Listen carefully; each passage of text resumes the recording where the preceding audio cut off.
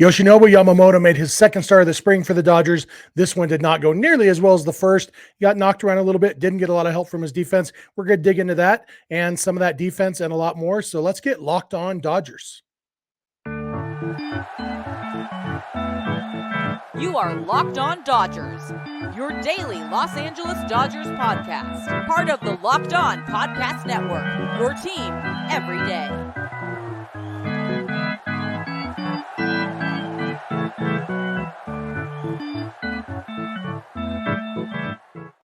Hey, Dodger fans, this is Locked On Dodgers, part of the Locked On Podcast Network, your team every day. Thanks to our everydayers for making Locked On Dodgers your first listen every weekday morning. Remember, this show is free and available on all podcast platforms and on YouTube simply by searching for Locked On Dodgers. And please subscribe wherever you're watching or listening right now. My name is Jeff Snyder. My co-host next to me, that guy's Vince Samperio. Vince and I are both lifelong Dodger fans, just like a lot of you. We've also both spent time covering the Dodgers in the press box and the locker room, so we're not quite insiders, but we bring you the smart fans perspective on our boys in blue every weekday morning. Today's episode is brought to you by Gametime. Download the Gametime app, create an account, and use code LOCKEDON for $20 off your first purchase. And Vince, we're back in after the one day off. The Dodgers back in action on Wednesday. I guess the day off was 2 days ago. We had the day off already. Man, see that? I'm already in regular season mode. Who needs days off? But Yoshinobu Yamamoto pitched for the second time in a game, and after a really sparkling, dominant first outing, this one was much less dominant and sparkling. He got knocked around, gave up 5 earned runs in 3 innings. It wasn't quite as bad as it seemed. There was, I think, 2 infield singles plus the bunt single plus a ball that easily could have been a double play, but instead turned into a run scoring double, he didn't get much help from his defense. And we're going to talk more about that in the second segment. But the fact is, part of the reason you want a pitcher who strikes out guys is that then he doesn't need the help from the defense. And, you could look at this. This is one of the reasons why strikeout percentage is more important than strikeouts per 9 or whatever, because Yamamoto struck out 4 in 3 innings. And you think, oh, sweet, that's 12 per 9. That's like dominant. But he faced a lot of hitters. His actual strikeout percentage was pretty low because he gave up, 6 hits, 5 runs, plus he walked 3 or 4 guys. Just, the command wasn't there. He wasn't throwing strikes when he needed to. And even when he was throwing strikes, they weren't necessarily the strikes he wanted to throw. Yeah, the stuff was still good. Wasn't a concern of like the movement and everything else. It was really just the command, and specifically the command from the stretch. And we were before this, we were trying to figure out if he threw from the stretch the entire game as something he was working on, or if it felt like it. Yeah, it just felt like it. And he didn't throw the stretch from the entire game, but one batter in, so he only faced 3 batters not in the stretch, I believe.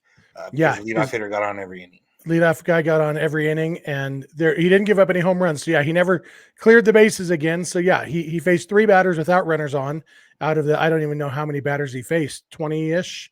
And so he did throw most of his pitches from the stretch. And Kirsten Watson asked him about it after the game, and he said that he pitching from the stretch is something he feels like he needs to get better at. And so, it's one of those things where it definitely wasn't his best performance, but like I said, like if 1 or 2 of those plays get made, it changes the outing. The second inning was actually pretty good. It was first and third innings that he struggled. And if some of those plays get made, it changes everything. And sometimes a pitcher needs that, it's like when there's a no hitter, you always expect there to be a play that somebody on defense makes that saves no hitter. With Clayton Kershaw's no hitter, it was Miguel Rojas making that play on the ball down the line at third. And there's always a play. I'll always remember Mark Burley with Dwayne Wise robbing a home run to save his no hitter. There's always a play. And obviously this wasn't going to be a no hitter. The first batter that Yamamoto faced got a base hit, but it could have been a much better outing if he had gotten a little more help from his defense. Most of the time he probably will get more help from his defense, but also hopefully most of the time he will be able to miss bats a little bit more, because it did seem like the command wasn't, especially for a guy like Yamamoto, who command is kind of his calling card, putting the ball where he wants to. That was, Freddie Freeman's big gushing, glowing review after the first live BP was that he could put any pitch wherever he wanted to. And I don't think we saw that version of him on Wednesday. Yeah, he did. One reason why we talk about spring numbers don't matter as much. He did also say after that, he said that one good thing was I could try what I wanted to try. I was testing a couple of things, and that was good. I'm not sure entirely what it is, but if from the stretch, it could be as simple as I'm trying to get to the plate quicker than I normally do, or I'm trying to, hold the runners on a little bit more, or whatever the case. Like whatever he was working on, it clearly messed with everything else that was going on. He wasn't as sharp, and we can just chalk it up to that for now. Obviously, the more he pitches and moving forward, we're going to see, how he does and what it goes like. But realistically, until he's on the mound in a regular season game that counts for the true win-loss record, I'm not going to be, too concerned. And, Austin Barnes talked about it a little bit after. It was kind of funny. Like, we talked about all this as spring games don't matter, blah, blah, whatever. And then Austin Barnes said, I thought he ended up throwing pretty well. Some unlucky breaks out there, ball of him, some tough hops. But then he's still a human being. I think it's good to go through a rough patch, which was literally just a couple innings of not being able to command his pitches. Yeah. And, if we're lucky, that'll be his worst rough patch of the season. But yeah, if he was working on being quicker to the plate, that seemed to work, because in the second inning, he struck out Yoel Moncada, and Austin Barnes almost threw out Nicky Lopez trying to steal second base. And if you got it to the plate quick enough that Austin Barnes almost threw somebody out, that's, a major league catcher is going to throw that guy out most of the time. Or a major league arm anyway. Austin Barnes doesn't have a great arm. But so that looked good. And yeah, again, we don't even know what people are working on. And that's why you can't really judge very much, but I think it's safe to say that he wasn't happy with his command. And I don't think he was working on, well, let's see what happens if I don't throw the ball where I want to. So that's something that not necessarily a concern, but definitely something that probably, is something that he's probably going to be working on in his next bullpen session or something. The other part of it is that it didn't really matter too much because the Dodgers offense was right there helping them out. And, if it was a game that was a real game, the Dodgers ended up winning the slugfest. Yamamoto wouldn't have been any worse other than his ERA came out a little bit less shiny than it did before. Yep. Yeah. When you put up 12 runs, you're usually going to win the game. Maybe we learned that Jack Dreyer probably won't make the major league roster this year. He didn't pitch super well in the ninth inning. But yeah, the Dodgers scored a bunch of runs. They won the game. They're 10-3 now in the spring. So it's been a pretty good spring for them. And Yamamoto will probably have one more start in Arizona before they head to Korea. And, he got three innings today. I didn't even see for sure. Do you know how many pitches he threw? Pitches. So he faced 18 batters. I assume there's a pitch count somewhere in this thing that I'm not seeing. But yeah, there usually is. I don't see one. All these box scores look different, so I can never remember where. There's usually one in the box score, but it's not there right now. Yeah. All right. So, and maybe they're not keeping pitch counts because it's spring training. But 3 innings, and they weren't quick innings, so it's probably the equivalent of 3.5 or 4 innings. And so he'll probably go 4 or 5 in his next spring start and be ready to do a pretty reasonable, normal start in Korea for the game that actually matters. So, a lot more to talk about from this game and from other news from Wednesday. So we're going to come back, talk about the possibility of maybe some changes in the infield. So please keep it locked on Dodgers.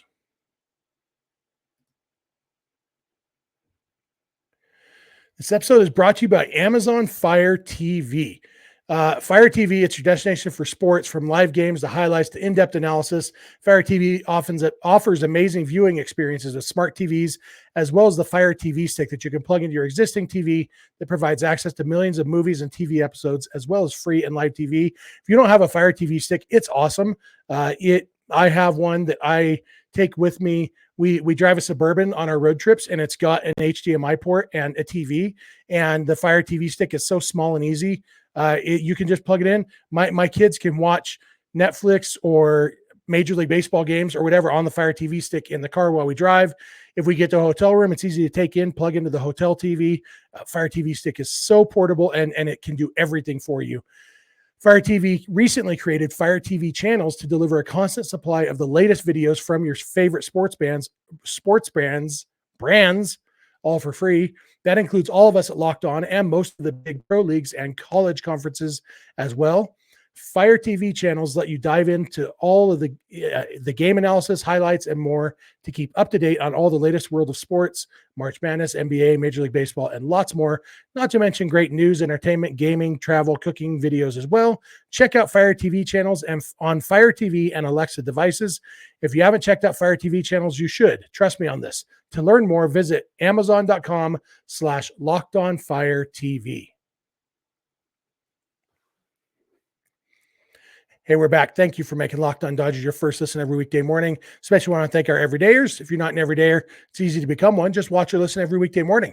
You can also go beyond the podcast and become a Locked On Dodgers insider by going to joinsubtext.com/LockedOnDodgers. It's a text message-based service where we send text messages to the group, our thoughts on news or rumors or whatever. And you can reply to us, have one-on-one text conversations, send us thoughts, things you want us to talk about on the podcast. It's a lot of fun. Dozens of you are over there doing that with us right now, and we are having a blast with it. So go to joinsubtext.com/LockedOnDodgers. Just a few bucks a month with a free 14-day trial. Also, you can check out Locked On Sports Today and Locked On Sports Los Angeles, two 24/7 streaming channels on YouTube from the Locked On Podcast Network, giving you everything you need to know about the world of sports, whether it's the entire world of sports or just the Los Angeles world of sports. And with that said, in the Los Angeles world of sports, Gavin Lux is currently the starting shortstop for the Dodgers. And we saw a couple instances on Wednesday of Lux's arm potentially being a liability at shortstop. The second one I don't hold against him too much. He made a diving stop to his right. I don't know that there's many shortstops that would have thrown the runner out on that one. But the first one, it was just like Lux bounced the throw to Freddie Freeman on purpose, which can be a good tactic sometimes. Sometimes it'll get the ball quicker instead of, the arc on the ball. You just throw it straight and it, takes a bounce 10 or 12 feet in front of the first baseman, gives him a nice, easy hop to catch and doesn't lose any speed. The way Lux threw it, though, it did lose velocity. He didn't get the out. And I was concerned because the distance he was throwing didn't strike me as one that necessarily a lot of shortstops would even need to bounce the throw. Yeah, it was the first time where it wasn't a matter of the arm being an issue because of accuracy. It was me thinking, can Gavin Lux even make a routine throw from shortstop? And, not to be hyperbolic? Yeah. Not to be hyperbolic, but legitimately, I would sign up to watch Gavin Lux throw balls from shortstop just to make sure he can do it without any pressure of a game or anything else. Like, I know he has. I would imagine the Dodgers didn't see him working out at Dodger Stadium all winter long and see him bouncing throws from, not as deep short, not even really in the grass too much, and think, oh, yeah, that's what we're moving forward with as our shortstop. But I don't know if it's a matter of getting from, that to the game, whether it's just a matter of maybe he has some arm soreness because he, did have a year off, and I'm sure he was throwing, but it's still different when you're, working out every day, throwing every day, taking ground balls, all that type of stuff. So it was the first time where I was genuinely concerned, like, can he even throw? Like, I want to see him throw the ball as hard as he can to make sure that he's all right. Yeah, the other issues he's had in previous games, we talked about, it seemed more like footwork issues. And maybe there is some footwork component to this too, because obviously the lower body is very important in the throws. And later, he even had a routine throw that he bounce to Freeman. That one seemed, though, maybe like he was just in his head a little bit. But yeah, and all of this got me thinking, I think Gavin Lux, he hit pretty well in this game. He had a hit. I think he walked a couple times. I think he's going to be a good hitter. And he's played second base in the past. And Mookie Betts has played a little shortstop in the past. Last year when they needed him to. I know Mookie loves second base, but I wonder if it might be worth it to consider swapping, because we know, even though, we talked yesterday about how I don't think Mookie's arm strength is what it was 3 or 4 years ago, but I do think he still has a stronger arm than Gavin Lux and has plenty of arm strength to play shortstop. And so, I wonder if it might be worth considering swapping those guys. The downsides, I guess, part of the reason of having Mookie at second base is to help keep him fresh through the long season. And I think shortstop is probably a little bit harder of a position than second base. So it wouldn't keep him quite as fresh. But it's a little bit closer to the home dugout too. So, I don't know. And then you also have Mookie's a very good defensive second baseman. He played really good defense at second base last year. And so moving Mookie to short, he might not be as good defensively at short. And Lux, has had his issues at second base too. But I still wonder if you add it up, Mookie's defense at second plus Lux's defense at short, you still might be better off with Mookie at short and Lux at second, even if if Mookie's less likely to win a Gold Glove at short than a second, but overall it might be a better infield, Yeah, realistically, you need defense. You need good defense at short, especially for the offense you're going to get. Like you think of Corey Seager. Corey Seager, not the best defensive shortstop, but he makes the routine plays. Maybe backhands a little bit too much for my liking on ground balls, but he made everything that you really needed. You weren't ever genuinely concerned that he wasn't going to make a play at shortstop. Whereas, Mookie Betts, I think would be the same thing. I wouldn't genuinely be concerned about him making a play. That might be more of me believing in Mookie Betts in a lot of different things, and specifically being able to play shortstop over the course of a whole season.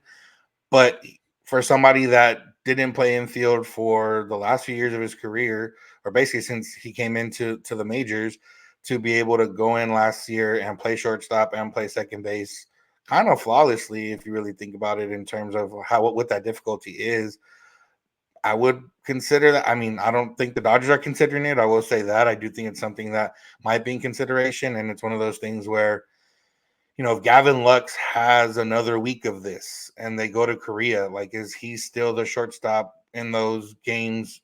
Maybe the exhibition games, but is he still the starting shortstop on the Korean opening day? Is he still the starting shortstop on regular opening day? It's getting to the point where those questions are becoming a little bit less faint than they were before. Yeah. And Lux, he showed good range. He did make the diving stop on that one play. And so, it really is just the arm at this point that I'm personally worried about. And that would be alleviated a lot at second base. Not entirely, but a lot. At least it wouldn't be an arm strength thing. There's accuracy concerns and whatever, but if we could solve the strength issue, that's a big step forward.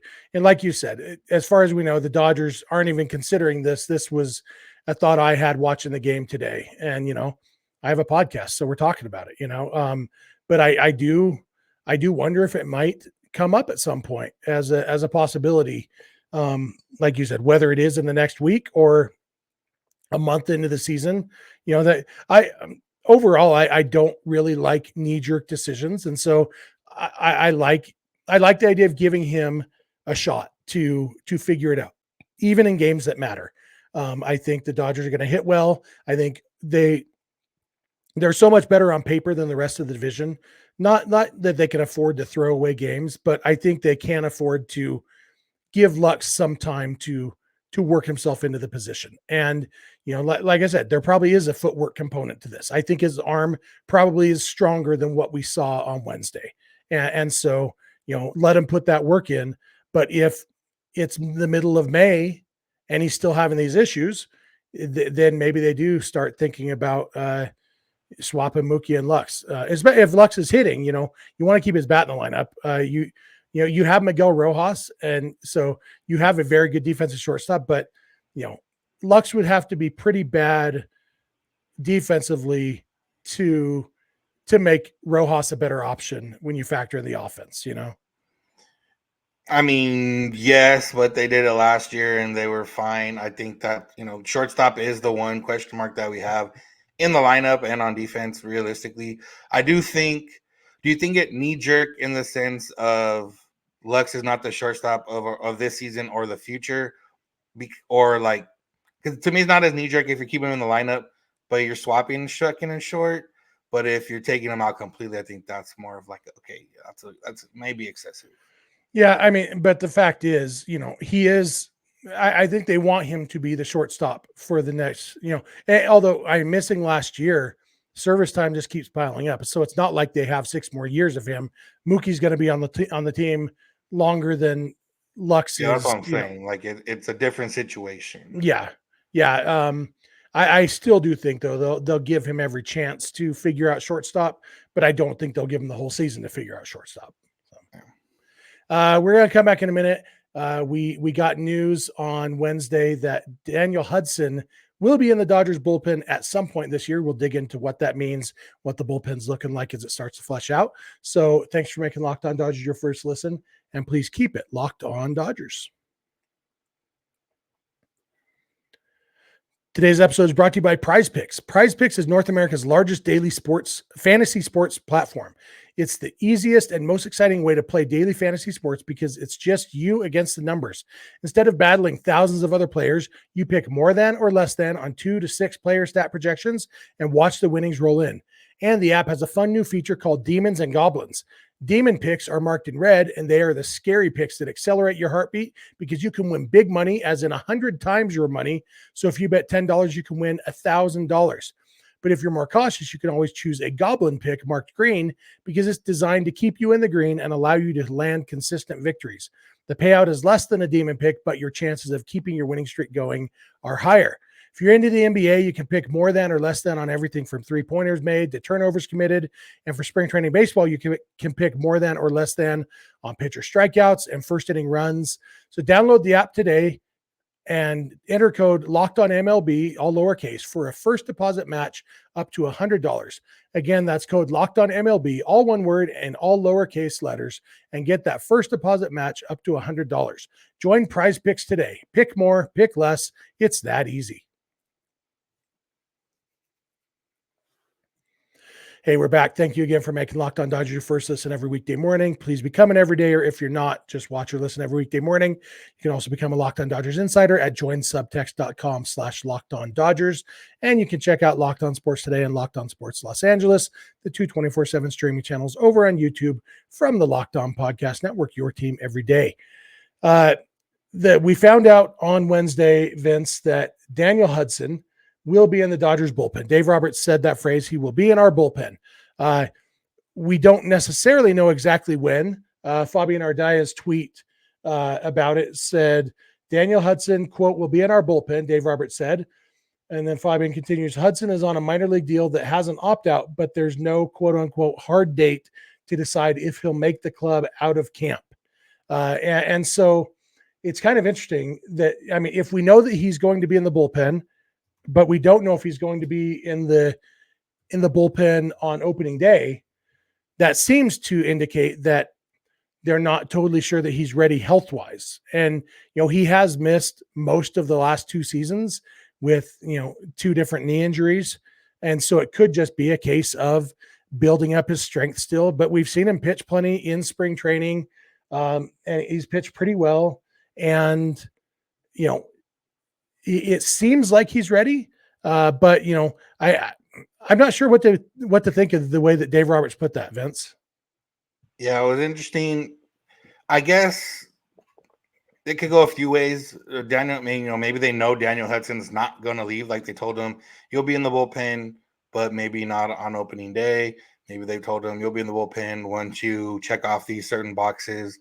I would imagine if he's going to say Daniel Hudson in the bullpen, there's some assurance that even if he's not on the roster, Daniel Hudson's not going to opt out. It is interesting because, like I said, we have seen him. He's thrown just as many games as any other reliever, or he's up there. TJ McFarland and Gus Varlin have thrown in 5 spring games, and then there's a handful of guys that have thrown in 4. Daniel Hudson being one of those. I don't think he's gone to back-to-back days yet, so that might be a thing.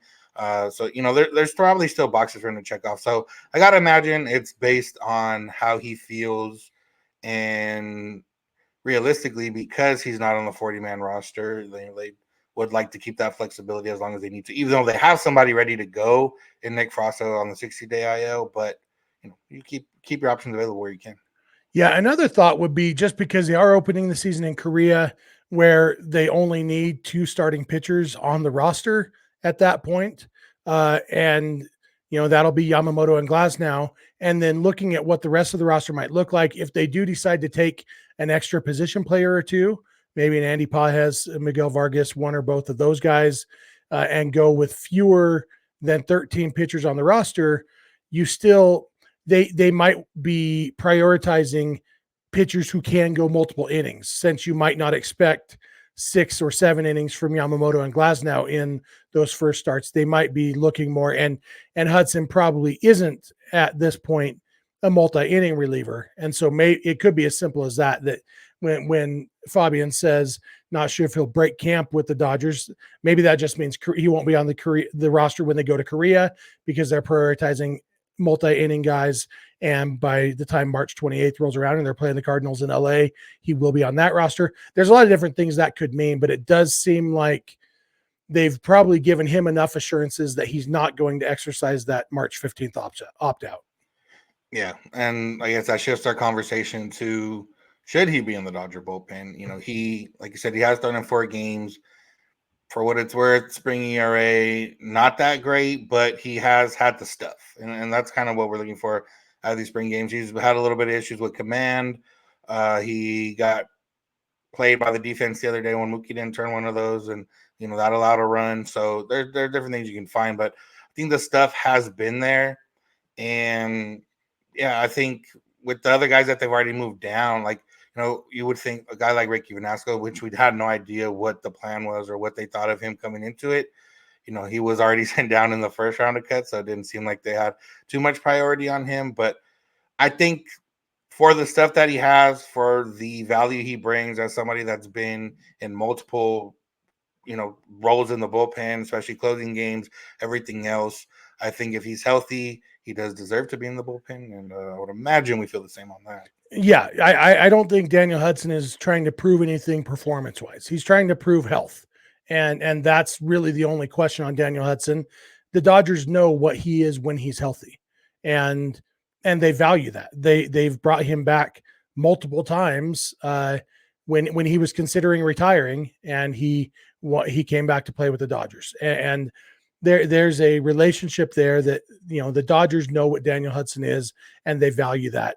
And so he could have a 35 ERA, and he would still, Dave Roberts would have said the same thing, because they aren't concerned about the performance. They want to know if he's healthy. And so, if he's healthy, I think it makes total sense, because the alternative, a guy his age, his service time, the alternative to him not being on the roster is him not being in the organization. And I think the Dodgers value that relationship too much, and value him as a pitcher too much to let that happen. And so we kind of came into the spring knowing, even though he wasn't on the 40-man roster, we knew if he's healthy, he's going to be on the team, because he deserves to be on the team if he's healthy. Yeah, one of these guys had to work out. Jimmy Nelson, Daniel Hudson, all these guys that they get, and who's the lefty we got from the Royals? He never even pitched for the Dodgers. Danny Duffy. Yeah, so yeah, it's good to see that he's healthy.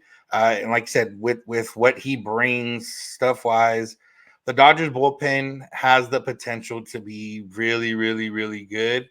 But again, there's question marks that are beyond just relievers are volatile. Blake Treinen hasn't really thrown that much in the last couple of years. Dan Hudson hasn't really thrown that much the last couple of years. Joe Kelly's a roller coaster ride of emotion. So there's a lot of volatility in that sense. But all the stuff is there if these guys, can bring it, and it gets you excited about thinking about a game where you can go Brusar Gratterall or Joe Kelly or Daniel Hudson or Blake Trinan or Evan Phillips. Like, realistically, that's 5 arms right there that are, can compete with the best of them in terms of bullpen. Did you say Ryan Brazier there? I did not say Ryan Brazier. Yeah, there's a lot of options, and so I feel confident the Dodgers bullpen is going to be good.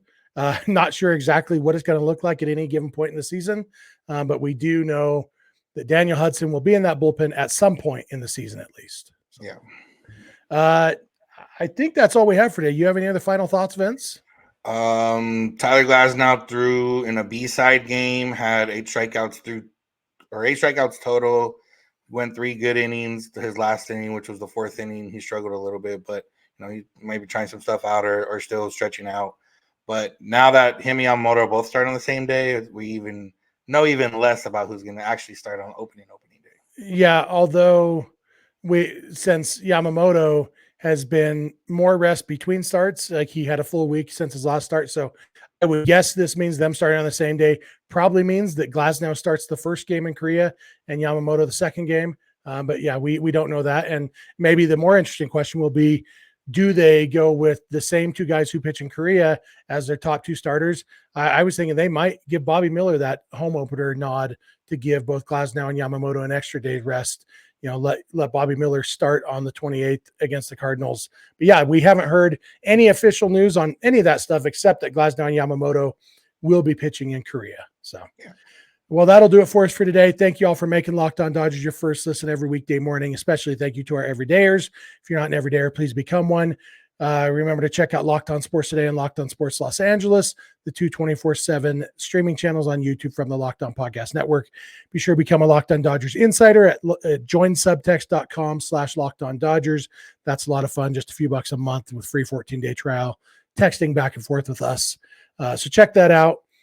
You can follow us on Instagram, Twitter, and TikTok at Locked On Dodgers. Vince is on Twitter at VinceSense91. I am on Twitter at Snydog. You can also email us, lockedondodgers@gmail.com, or send us a voicemail or a text message to 323-863-LOCK 5625. We are here every weekday morning, and we hope you'll be here with us. When you get in your car or sit on your couch, tell your smart device to play podcast Locked On Dodgers. And remember, you don't have to agree. You just have to listen. We'll talk to you tomorrow. Have a good one.